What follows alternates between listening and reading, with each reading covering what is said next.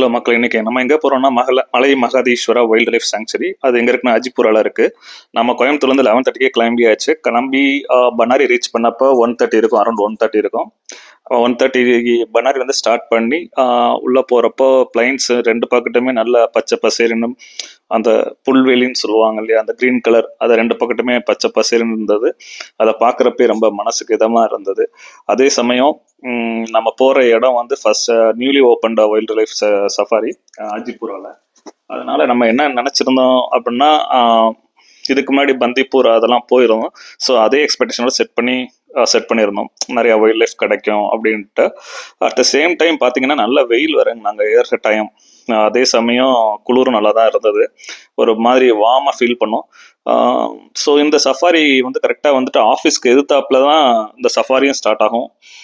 பந்திப்பூர் மாதிரி டிக்கெட் எடுத்துகிட்டு நம்ம மறுபடியும் அங்கே ரொம்ப தூரம் போய் போகிறதுலாம் இல்லை. நீங்கள் டிக்கெட் இங்கே ஃபோன் பண்ணி சொல்லிட்டீங்க, இல்லை நேராக போய் எடுத்துக்கிறீங்க அப்படின்னா அதுக்கு ஆப்போசிட் சைடு தான் வந்துட்டு சஃபாரி போகிற அந்த இதுவும் இருக்கும், அந்த ஃபாரஸ்ட் இருக்கும். நல்ல ஒரு அருமையான எக்ஸ்பீரியன்ஸ். எஸ்பெஷலி அந்த ரோடு ஹாசனூருக்கு முன்னாடி நாங்கள் ரைட் எடுத்து திரும்பினதுலேருந்து கேரமலம் டு அந்த ரோடு நைட் எக்ஸ்பீரியன்ஸ்லாம் செம்மையாக இருந்தது. பட் நைட் வந்து நாட் அட்வைசபிள் நீங்கள் ஃபேமிலியோட போனீங்க அப்படின்னா. ஏன்னா அந்த கேரமலம் வந்து பிஃபோர் 9 நீங்கள் ரீச் ஆகணும். அட் த சேம் டைம் நாங்கள் ரீச் ஆகிட்டு சஃபாரியும் ஸ்டார்ட் ஆகிடுச்சு 4 o'clock கரெக்டாக. சஃபாரி என்ட்ரானவுடனே ரெண்டு பக்கட்டும் பார்த்தீங்க அப்படின்னா நல்லா அருமையாக இருந்தது. எனக்கு பார்க்கையில் மசாயம் வர மாதிரி தோணுச்சு.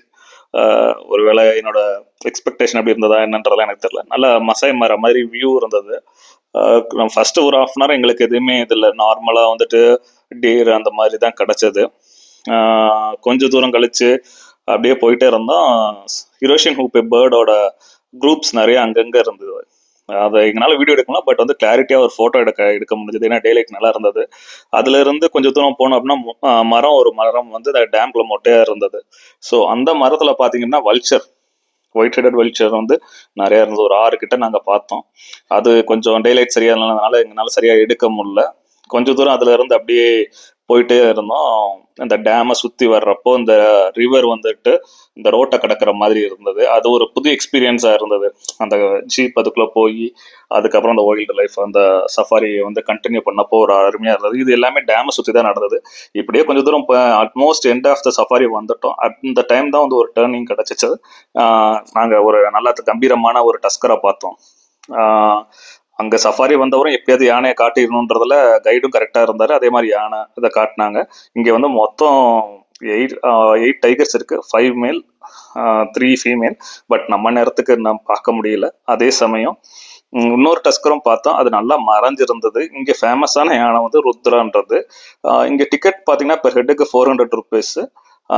தயவு செஞ்சு போய் பாருங்கள். இது நல்ல அருமையான ஒரு எக்ஸ்பீரியன்ஸாக இருக்கும் உங்களுக்கு.